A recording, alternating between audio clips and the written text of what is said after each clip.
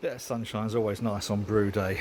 I was tempted, because we're not actually sure about the weather, to put a gazebo up out here and then do the brew outside, but I think I'll just put the fan on to blow everything out. What I did notice a couple of weeks ago when I was cleaning up there was there was loads of malt that had obviously front boiler had then settled on the projector screen up there, so that's why this is on wheels, so I can take it outside, do a nice outside brew if we were guaranteed a nice day, which we're not. The other thing I was thinking about doing, plate chiller. This is the orientation normally of the plate chiller. Been rather tempted to put it on its end somehow. Alright, it's just a mounting bracket, because that way then everything will drain nicely out of it. So perhaps like that, I don't know. I'm not going to do it for today, because I have to work out, I'm going to have to put some elbows on here so that there's nothing really protruding this way too much. I'll give that a bit of a wipe down. There's a little bit of sodium percarbonate deposit, I think. So, yep, coming up to mash temp. Go and get my grain bill sorted. Water additions ready to go in. There's 7 grams of calcium chloride, 3.5 of gypsum, and 1.2 of magnesium. I'm going to chuck it in, and then I'm going to start recirculating the water. I'm going to turn this back on. So we're going to come out of the bottom of the HLT through this pump up into the top. So all it is going to go round and round. That's to make sure the water's at a good consistent temperature throughout, and also to mix in those water additions. So this is the bit people like to watch, because it's the bit where I usually have been a bit of a dick and not connected all of the cam locks. So all good so far, all good, even better. Hey, we've no leakies. So now we turn this on, and then we have a water. It'll work all its air out. We'll let that water circulate, and then we'll chuck in as grist. So the grain bill for this one, 3 kilograms of Maris Otter, 500 wheat, 800 Vienna, 750 of the tortified oats with the husk on stuff jobbies, it's actually 700 carapils, because I overshot. Should always mix into something, or weigh into something and then add it to the bucket, but I've just been weighing straight into the bucket like a prat. So that's that. What I'm gonna, and mop bucket ready, obviously, because that's the most used thing. What I'm actually gonna do, which is gonna be a bit unusual for me, is I'm gonna bung it all in the mash tun, and then I'm gonna bring the water up. And that's, I don't know, I've never done this before, but I noticed it's what Chris Harrison does on a much larger scale, obviously. So I thought, fuck it, I'm going to try that. I'm probably going to go with about 15 and a bit litres. I'll see how it looks in there, but I'm just going to gradually, ever so gradually, bring it up, sort of almost, you know, no pump, as it were, just pretty much, just kind of with the sort of auto siphoning, auto leveling. Right, see how that goes then, shall we? Let's get that grain chucked in there. I know one thing, if I bang my head on this fucking light again, it's going to go in a canal. Right, very dusty, but we're all in. So now I'll get off my ladder. Whoa! My trusty little steppy ladder. And I'll work out on here, I think 15, we'll see. So ever so gently, Ready? Let's go.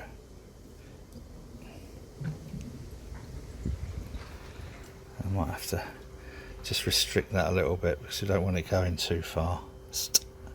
There's no prizes for mashing in too quickly.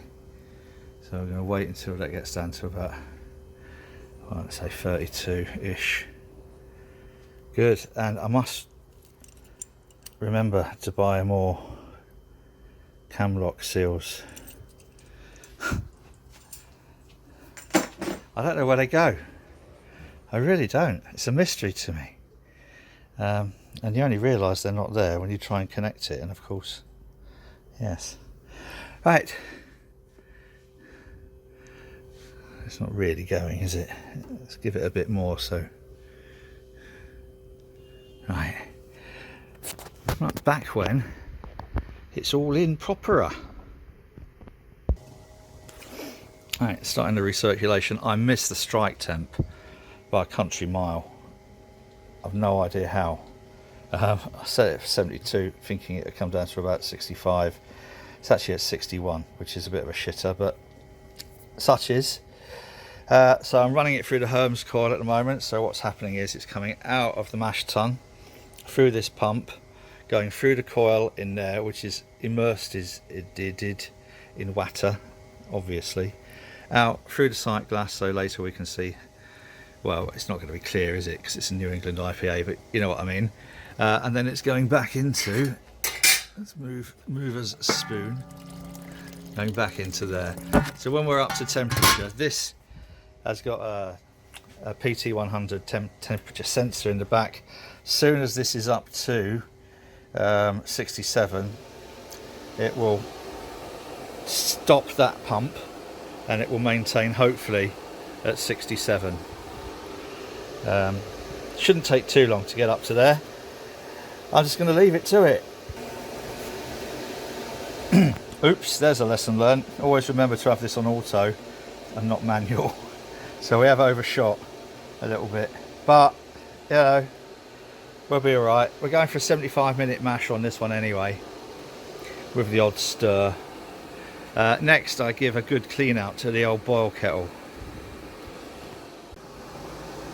We are at the end of the mash.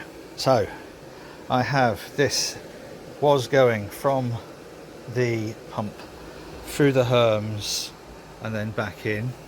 Now it's going through my little filter system into, gently, the boiler or kettle, whatever you want to call it. So I'm just going to open all these up and restrict it on the output. That's good. The filter really is just to take out the larger grains that might have slipped through the mesh at the bottom. The boiler I've now set to go on to 80 degrees, and I'm going to sparge at 80 with me little sparge ball, but I'm going to let it all just filter through to here first, and then allow the grain bed to settle gently, which is why I'm throttling it as it siphons across or self-levels across, or whatever term it is that we're going to use. So, and that's wham, obviously. Okay, back when we're ready to start the sparge. That was Marley found someone. Have you found someone to bark at? Right. We have transferred the majority of this through. So next what we do, this is the bit that I always like. This is where we take from the HLT through the Herms coil, then up through the sight glass and out of the sparge ball. But this is why I like it, because first of all we'll get the remains of the, and then it all clears lovely. How's about that? That's a bit high. on the sponge. Just turn it down a little bit, throttle it down a little bit. Lovely. And then we'll continue filling this to about 27 litres, I should think. Yes, indeed, we are getting there.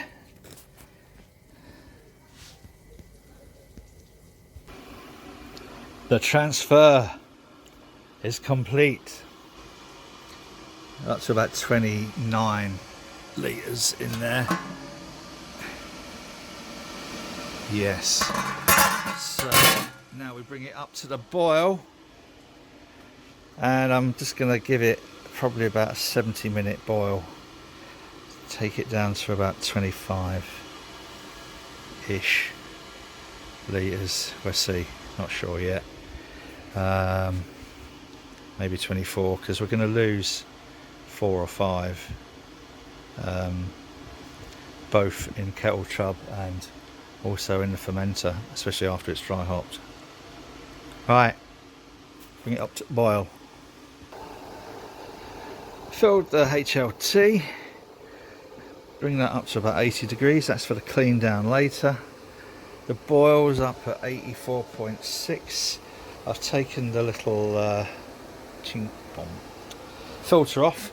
Let's see how much it stopped getting through.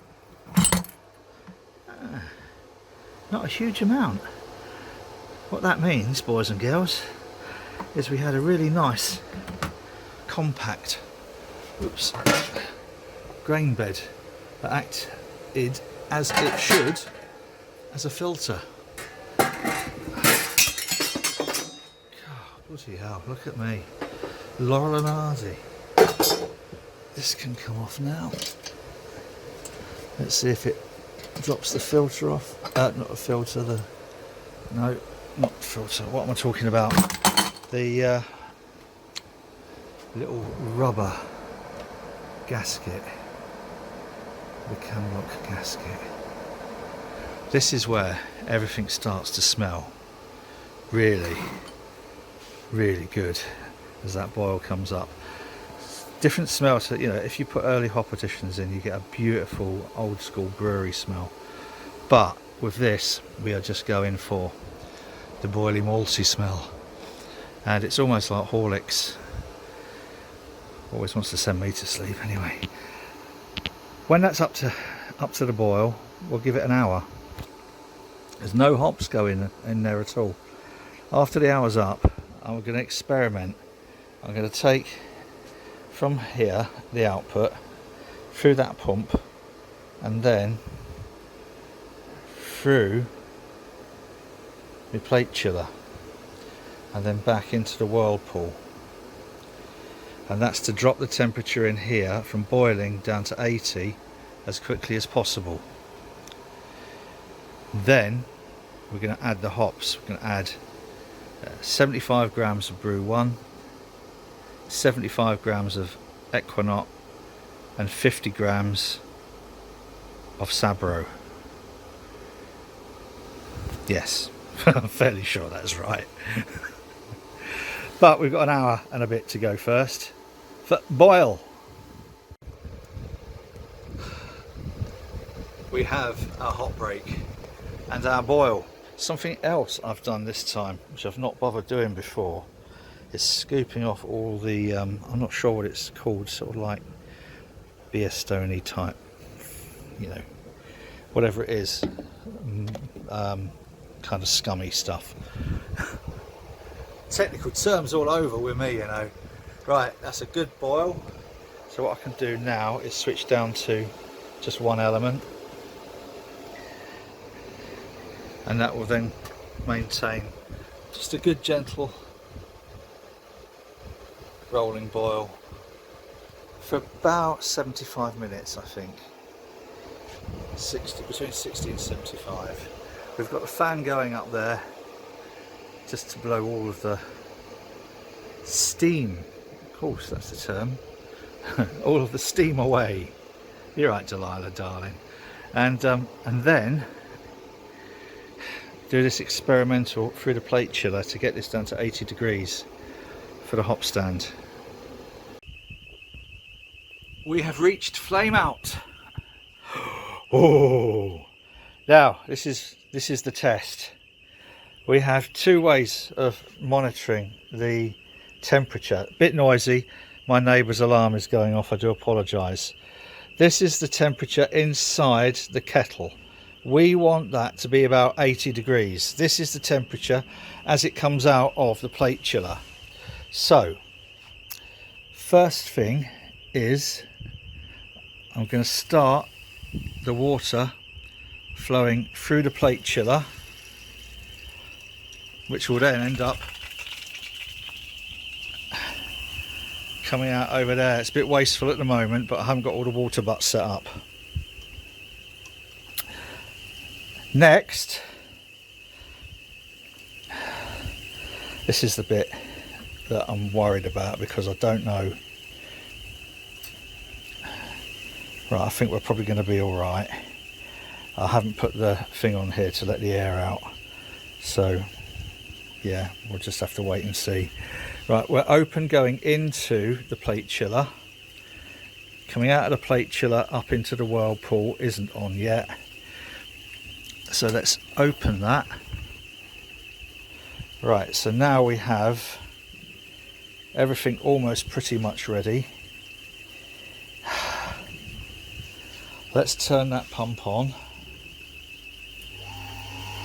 Oh no, we got a leak. Where have we got a leak from? I saw a leak. Ah, it's from there. Right, okay, so that's okay. Let's turn that off and tighten that up. Right, hang on a second, boys and girls. Okay, that's that tightened, so we can open that. Hopefully, have I done that up? Yes, I've done that up, because this is where I usually bugger it up big time. Right, so we have going into the plate chiller. All I need to do is open from the plate chiller into the whirlpool, and that will just be pumping loads of air in at the moment.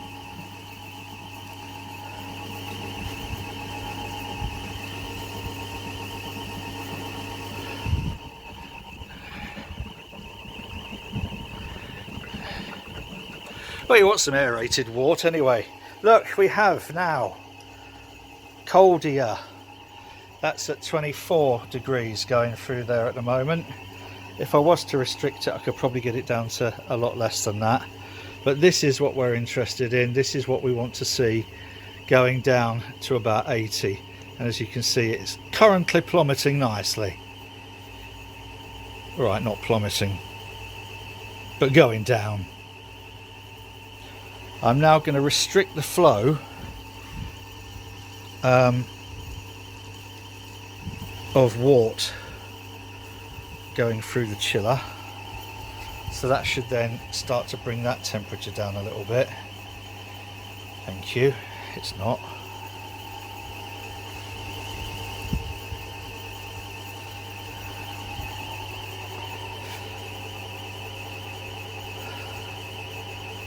That's good. So that's now coming down. This is down. This is the important one. This is in the kettle. That's the temperature in the kettle. Thank fuck for that, the alarm's finished. That means the neighbour's probably here, so I better go and see him. Oh, goody gumdrops. Right, I'm going to restrict that one first. Turn that one off. Turn that off and turn that off. And then turn that off. And I can also turn off the flow to the plate chiller. We now have 77 point, well, whatever. It's good enough. It's good enough. And in go the hops. Lovely. Look at that. Right, a very quick bit of replumbing. I'm not even going to bother with a filter. I'm going to take the filter out of the equation altogether. And I'm just going to do a whirlpool.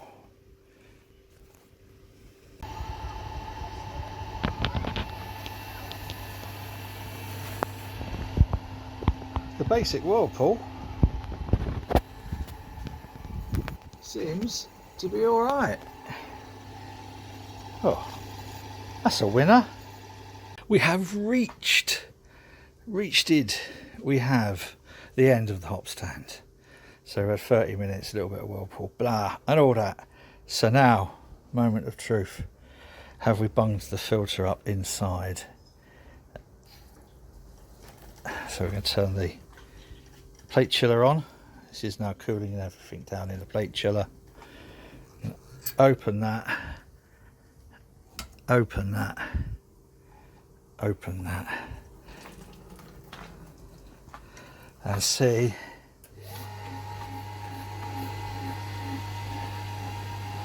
Oh, come on, squeeze that air out.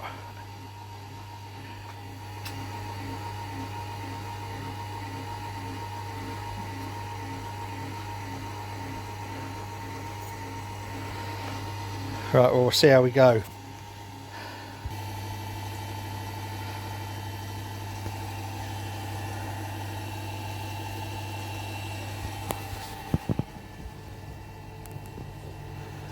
And nearly there.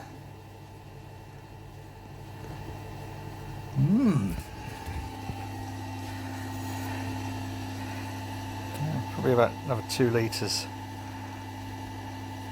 Just squeeze out gently. We have still got a little bit of a dribble, but I've got a horrible feeling that, yeah, I think that's clogged up in there. That's all right. I'll do that by hand. Ooh, how much did we get? That's all right. Look at that. I have to fess up a little bit. I did pour that just out into a jug and strained it. Anyway, there's one more essential thing to go in here now, and that is this, which has been soaking in star san. This is a BREW float hydrometer, and it's the same kind of thing as the tilt or the ice spindle, but it's Wi-Fi out of the box. 120 quid. I'll do a separate video on it. This is the first time I'm trying it.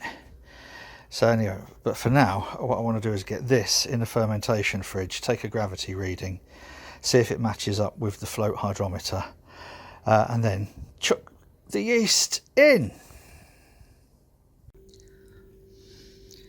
I was aiming for 1050. I'm a little bit short of that, probably 48. Oh well, crap happens, not to worry.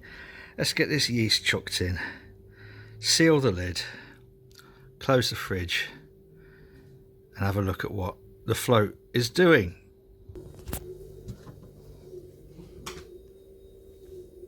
Done. How sad is that for a fridge door? Those who follow my somewhat fraught relationship with filtering will recognise this is the squashed it's a tea bag type thing, you know, whatever filter, and it did okay, but it still left a couple of litres in the bottom of the kettle. So I don't know, I like this idea basically of continuing to play with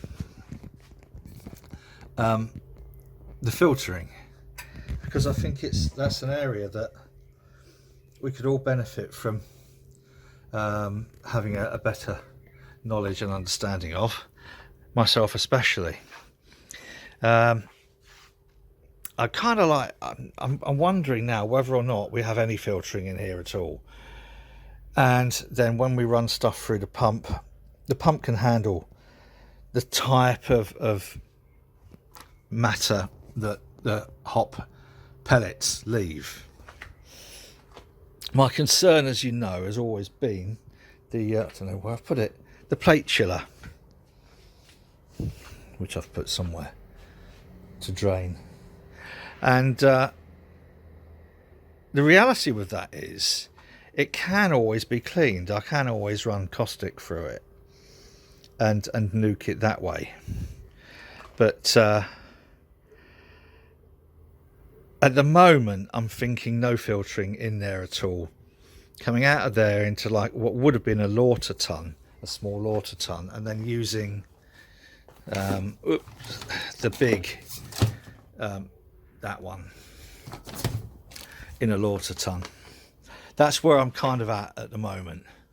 But, you know, who knows? I've got plenty of ways of playing around with this, and that's a part of the fun. But this, sadly, it's expensive.